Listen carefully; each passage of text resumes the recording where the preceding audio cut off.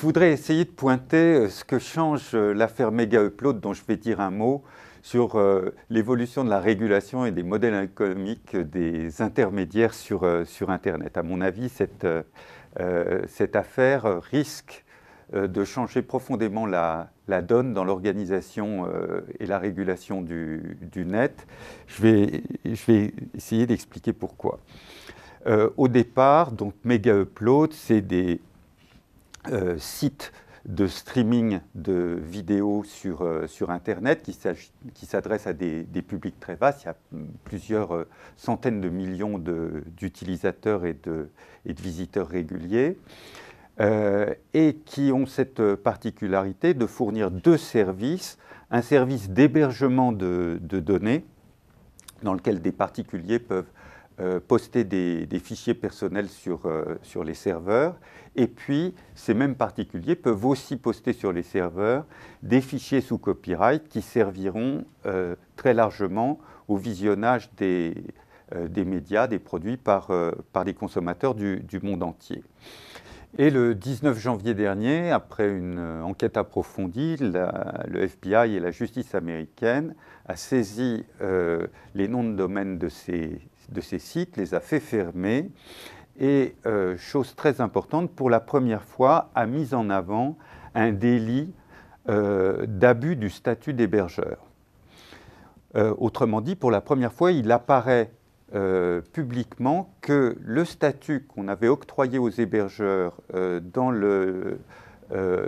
la loi sur le copyright numérique aux États-Unis en 1996 et dans la loi européenne dans la directive européenne sur le commerce électronique en 2001 peut donner lieu à un abus. Et si cette loi peut donner lieu à un abus, ça veut dire que désormais les hébergeurs risquent d'être appelés à faire la preuve de ce que les services de stockage et de distribution ou d'indexation de données qu'ils proposent sont bien conformes à ce que prévoyaient initialement les lois qui ont été votées et ne se combinent pas avec d'autres activités qui, elles, échapperaient à ce statut et pourraient tomber dès lors sous le coup du droit de la responsabilité. Ce point est extrêmement important parce que jusqu'à présent, tous les intermédiaires du net, dès lors qu'ils se sont trouvés en conflit ou en contentieux avec des acteurs tiers, très souvent des acteurs de la propriété intellectuelle, des détenteurs de copyright ou de marques, ont toujours fait jouer le fait que c'était des robots sur les plateformes qui effectuaient toutes les opérations et qu'à ce titre, il leur était impossible d'intervenir manuellement dans les processus et qu'il fallait, pour cette raison même, si on voulait que les services sur Internet se développent, leur octroyer l'immunité la plus large possible pour les encourager à développer leurs affaires. Avec Megaupload et l'irruption d'un abus possible du statut d'hébergeur, c'est véritablement tout le système du safe harbor, c'est-à-dire de la protection systématique, qui est mise en cause avec une possible inversion de la charge de la preuve vers les intermédiaires de l'Internet.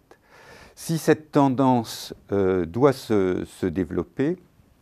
ça va faire réfléchir tous les industriels du net pour faire en sorte que le risque juridique qu'ils encourent à partir du moment où leur responsabilité est engagée sur des dommages causés aux tiers soit le plus petit possible ou soit le mieux bordé possible. Évidemment, la décision de Megaupload ne remet pas définitivement en cause le statut d'hébergeur. Elle suggère juste que dans un certain nombre de cas, ce statut ne doit pas s'appliquer à l'activité de l'intermédiaire et que dans certains autres cas même, l'intermédiaire peut avoir tendance à abuser de ce statut pour dégager sa responsabilité. Il me paraît absolument indispensable de prendre aujourd'hui pour l'ensemble de ces acteurs la mesure de ce que va être l'inversion de la charge de la preuve et des incitations que ceci peut avoir sur le développement de systèmes techniques qui, au lieu d'encourager le contournement des droits de propriété, qu'il s'agisse du droit d'auteur ou du droit des marques, vont au contraire chercher à mieux protéger les ayants droit et du même coup à mieux protéger la responsabilité des intermédiaires.